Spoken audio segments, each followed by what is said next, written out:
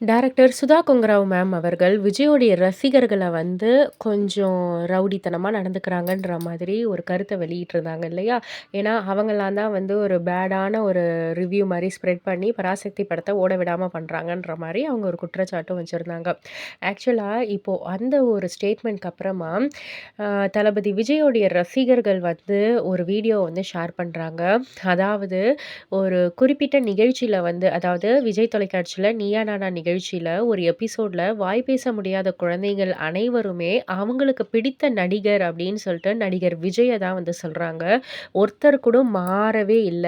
எல்லா பசங்களும், எல்லா பிள்ளைங்களுமே வந்து தளபதி விஜய் அப்படின்ற மாரி வந்து சொல்றாங்க.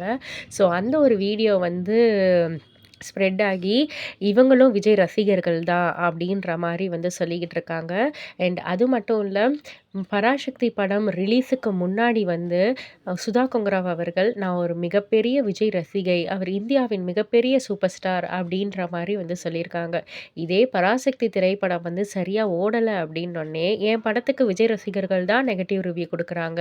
இது விஜய் ரசிகர்களுடைய ரவுடித்தனம் அப்படின்ற மாரி வந்து சொல்லியிருக்காங்கன்னு சொல்லிட்டு, நெறைய விஷயங்கள கம்பேர் பண்ணியும், டேக் பண்ணியும் ரசிகர்கள் எல்லாத்தையும் வந்து சோஷியல் மீடியால வந்து ஷேர் பண்ணிக்கிட்டு இருக்காங்க. இதெல்லாம் பத்தி நீங்க என்ன நினைக்கிறீங்க? உங்களுடைய கருத்து என்ன? அப்படின்றத கீழ உள்ள கமெண்ட் பாக்ஸ்ல குறிப்பிட்டு சொல்லுங்க. மறக்காம சேனல சப்ஸ்கிரைப் பண்ணி பக்கத்துல உள்ள பெல் ஐகான கிளிக் பண்ணிடுங்க.